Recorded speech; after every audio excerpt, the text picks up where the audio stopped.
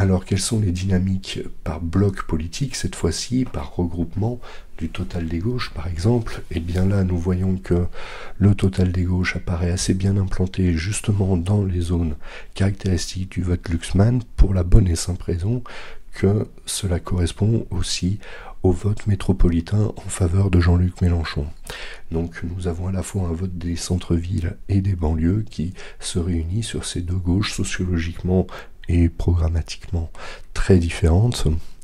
L'incertitude donc de ces voix est forte précisément dans les zones de force en raison des mouvements très récents qui ont été relevés, aussi bien de départ vers l'abstention du côté de Jean-Luc Mélenchon que de nouvelles conquêtes obtenues auprès de l'électorat macroniste avec Raphaël Glucksmann.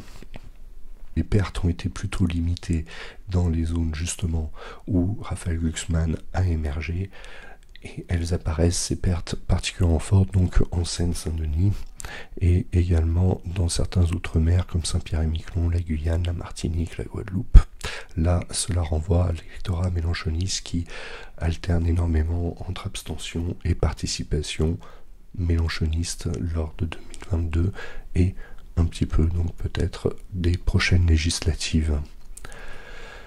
Donc je ne reviens pas sur les réalignements électoraux dans les exprimés, nous retrouvons un petit peu cette géographie-là avec les évolutions donc de la gauche, mais c'est principalement vraisemblablement imputable au gain considérable de la liste Glucksmann.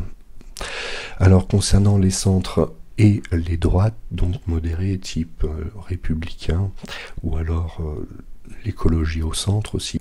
Les centres et droites donc sont particulièrement présentes dans les zones de force du macronisme, sans surprise, je ne reviens pas dessus. Nous observons cependant cette fois-ci une percée au sud du Massif central, dans des régions de tradition assez catholique, Cantal, Lozère et également l'Aveyron.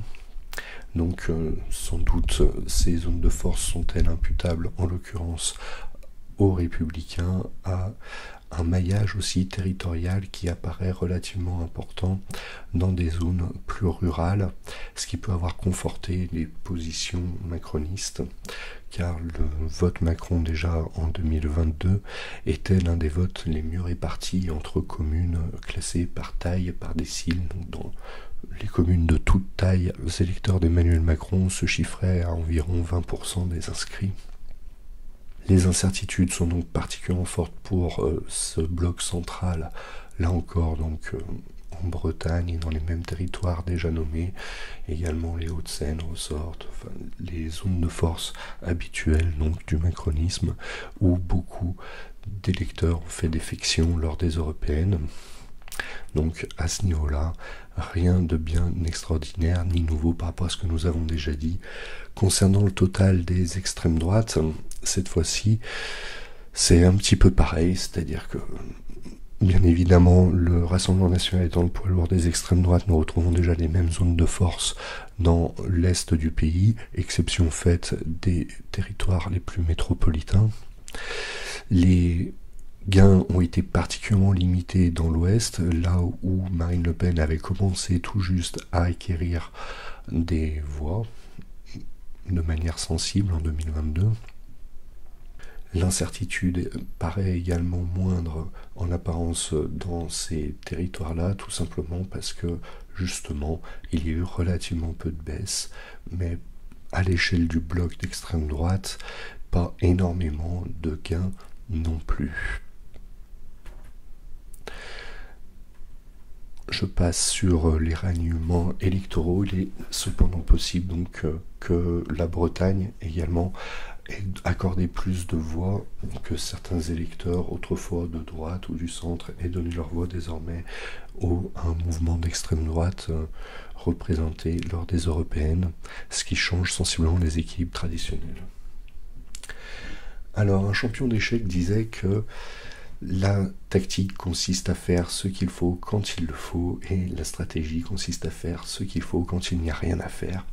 Et donc nous allons nous pencher un petit peu sur les questions de tactique et de stratégie Ces grands pôles politiques sont-ils en ordre de marche ou plutôt en farandole?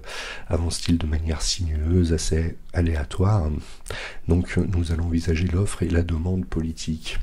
Alors du côté de la gauche, la stratégie, qui est en bonne partie une stratégie de communication, consiste à faire appel à l'histoire, à la morale pour justifier le combat antifasciste. Et de manière tactique, c'est un grand succès d'avoir réussi à se mettre d'accord sur des candidatures uniques dans la majorité des circonscriptions. Bien évidemment, compte tenu du caractère très récent de cette alliance, les dissidences, les mauvais reports sont à envisager. Du point de vue macroniste, la communication se tend plutôt vers le fait d'appeler au peuple, ce qui est toujours en soi démocratique. Peu de personnes peuvent le contester sur le principe. Reste à considérer les modalités, et justement concernant ces modalités, faire appel à la raison lorsque le choix paraît lui-même déraisonnable, je ne suis pas sûr que ce soit très payant. D'un point de vue tactique, ça se traduit par une grande improvisation, par beaucoup de maladresse, de contradictions, une grande cacophonie. Donc cela risque de tout simplement pénaliser les candidats sortants. Ces candidats sortants pouvaient peut-être espérer une certaine prime aux sortants, mais justement le fait d'être affilié à une décision qui peut paraître relever de la tambouille politique pourrait démobiliser et appeler un vote sanction. Donc pour essayer de conjurer ce sort, globalement les candidats font appel à l'idée de stabilité, mais l'impact que cela trouvera dans l'électorat reste à confirmer. Du côté des extrêmes droites, en revanche, il s'agit vraiment de se manifester comme le favori de l'élection, en évitant de trop revenir sur les points du programme, mais un petit peu quand même face aux conditions d'exercice du pouvoir qui pourraient se rapprocher. Donc il s'agit bien de faire appel à une alternance tout en incitant les électeurs à se montrer patients si jamais le programme ne devait pas être appliqué trop vite, compte tenu donc de la configuration politique particulière. Et la principale limite en fait au succès de Pénis que l'on peut envisager, c'est bien sûr l'ostracisme dont le mouvement fait l'objet lors des reports de second tour, mais également la forte régionalisation encore de ce mouvement-là. Donc pour conquérir une majorité de circonscriptions, le fait d'avoir des zones de force assez circonscrites peuvent être pénalisants. À moyen terme, personne n'a oublié que la gauche a été prodigieusement divisée, avec des luttes intestines particulièrement violentes. D'un point de vue idéologique, très souvent aussi on se revendique d'une radicalité. Alors ça peut avoir l'avantage de la pureté, mais en revanche cela aliène beaucoup de personnes. Traditionnellement, la gauche aussi essaie de faire figure d'autorité morale, s'appuie sur toutes sortes de relais de la société qui peuvent également contribuer à ancrer le vote et à le pérenniser. Néanmoins, la gauche est souvent accusée d'être coupée des réalités. J'emploie même le terme négationnisme parce que nier les réalités lorsque c'est une démarche émotionnelle, on peut parler de déni. En revanche, si cela relève d'idéologie, la négation de la réalité pour des raisons idéologiques, c'est fondamentalement un négationnisme. Après, reste à voir quelle idéologie, quelle réalité. Concernant les centres et droite, là, cette fois-ci, finalement, l'usage du pouvoir montre surtout que c'est une approche technique de crise successive et globalement, il semblerait que ce bloc central manque de vision politique. L'exercice du pouvoir est donc passé par de nombreux recours institutionnels type 49.3 resté fameux, mais globalement, malgré tout, le fait d'exercer le pouvoir garantit certaines compétences et auprès d'une partie des électeurs, cela se manifeste par une confiance dans les autorités institutionnelles, donc qui s'appuie sur de nombreux acteurs administratifs, économiques. Cela pourrait favoriser donc un vote pour la stabilité.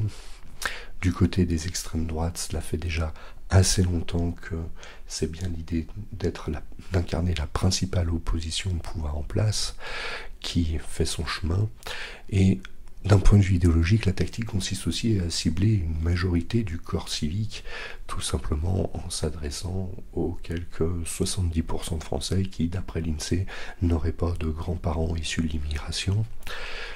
L'autorité, en l'occurrence des extrêmes droites, se veut tribunicienne, il s'agit de parler pour les petits contre les gros, et à cet égard, donc, le mouvement peut s'appuyer sur toutes sortes de cadres locaux, que ce soit dans l'artisanat, personnalités locales, mais aussi sur de nouveaux grands acteurs, des ralliés, donc au mouvement. Donc les chaînes de médias, par exemple, sont évoquées parfois pour un soutien plus actif à l'extrême droite. Mais l'on peut trouver des soutiens, y compris dans l'autre fonction publique ou dans d'autres domaines.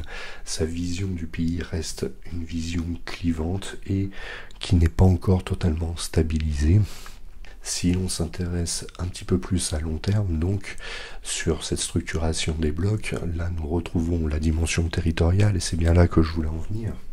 En l'occurrence, donc, l'électorat des gauches a été déjà un petit peu évoqué, je ne reviens pas dessus. L'une des techniques de la gauche pour fidéliser son électorat, c'est de s'appuyer sur les minorités, sur une redéfinition justement de la citoyenneté par toutes sortes de singularités, je reviendrai sur ce point. Néanmoins, il faut reconnaître que la gauche, au fil des décennies, a donné énormément d'électeurs justement à l'extrême droite, et en l'occurrence entre les cadres dirigeants donc des mouvances de gauche et les bases de sympathisants, il existe un profond divorce qui, justement, d'un point de vue territorial, nous montre de nos jours une carte du lepénisme et du macronisme qui correspond presque à l'opposition entre Valéry Giscard d'Estaing et le Parti socialiste, sauf que les territoires autrefois socialistes deviennent désormais lepénistes.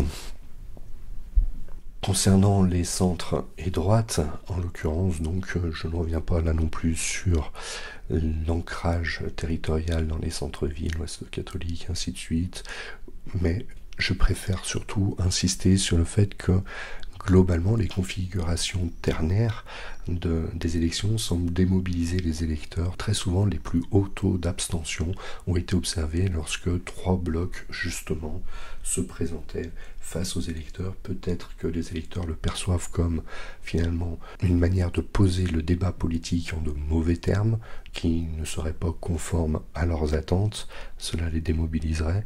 Ou alors, dans la perspective inverse, nous pouvons aussi nous demander si, pour que les électeurs massivement s'intéressent à une mouvance centriste, il ne faudrait pas qu'ils soient plus impliqués dans la vie institutionnelle et aient eux-mêmes finalement un peu plus de compétences gouvernementales, si j'ose dire la chose ainsi, que ce soit à l'échelle locale ou sous certaines formes de démocratie directe. Quant au total des extrêmes droites, là nous avons également vu un petit peu le public cible et les territoires. J'attire votre attention sur le fait que très souvent, au fil des décennies, j'ai pu observer que les électorats ruraux étaient plus fidèles, plus stables, et en l'occurrence, donc c'est bien une conquête du pouvoir qui se fait de la base vers le sommet et qui peut s'appuyer sur le divorce entre élite et peuple. Alors là encore, c'est loin d'être une fatalité, nous l'avons déjà vu. Les progrès du Rassemblement national restent globalement sur ces dernières années très lents. Il n'a jamais passé les 30% d'inscrits, y compris au second tour de la présidentielle de 2022, mais l'implantation locale dans la société française se consolide de toute évidence et semble être pérenne. Et bien évidemment, l'exercice du pouvoir reste encore un défi pour ce mouvement qui ne l'a pas connu. À travers cette structuration des blocs, il s'agissait surtout d'en venir à la question idéologique qui me semble être centrale, c'est la question de la citoyenneté justement dans l'élection et dans le régime. Les approches de la citoyenneté sont surtout des approches de toutes parts identitaires. Alors nous connaissons bien les identitaires de ce que j'appelle la majorité introuvable. Reste à savoir d'ailleurs si cette majorité est toujours dans le programme Le Pénis une majorité de sang, qui se définirait par donc le droit du sang. Mais finalement, à l'extrême gauche, nous trouvons aussi toutes sortes de minorités, qu'elles soient religieuses, ethniques, sexuelles ou autres, qui s'agrègent dans ces mouvements-là, où les questions culturelles prennent souvent le pas sur les questions sociales, en tout cas dans les dynamiques d'adhésion électorale. Cela s'inscrit dans la mode de l'individualisme de singularité. En revanche, au centre, la question identitaire est tranchée de manière strictement administrative, ce sont les identitaires de la carte nationale d'identité. Alors bien évidemment, c'est ce qui permet d'inclure la population la plus large, mais en revanche, pour beaucoup de Français, finalement, la carte nationale d'identité a perdu de son sens pour définir le citoyen, parce que c'est sans doute l'un des principaux défis politiques de notre temps que de redéfinir les droits et devoirs des citoyens. Donc j'ai renvoyé au passage à quelques événements d'actualité qui peuvent conforter ces visions, mais je ne m'appesantis pas plus là-dessus.